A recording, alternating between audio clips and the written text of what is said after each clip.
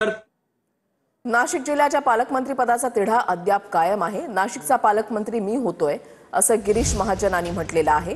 तर 7 आमदार एकाच पक्षाचे असल्यास त्या पक्षाला पालकमंत्रीपद मिळावं असं भुजबळांनी म्हटलंय। नाशिकच्या पालकमंत्रीपदासाठी भुजबळांचा आग्रह कायम आहे। सागरभाऊची नाही अंडी तर म्हणजे मी दरवर्षी धुळ्याला येत असतो।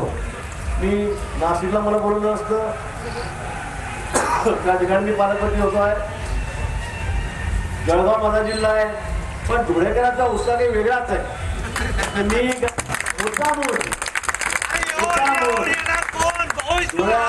मुद्दामून धुळ्याची दहीहंडी बघायला, तिथली मजा लुटायला या ठिकाणी मुद्दामून येतो की इथला जोश, इथली सगळी तरुणाई ही काही वेगळीच आहे। रायगडमध्ये आमची एकच सीट आहे, पण त्याच्यासाठी जे आहे आम्ही पालकमंत्री पदाचा आग्रह धरतो।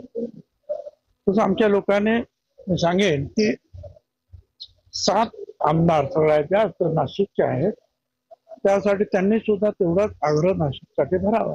आपला आग्रह कायम असला नाशिकचे पालकमंत्री कोण होणार हा महत्वाचा मुद्दा नाही।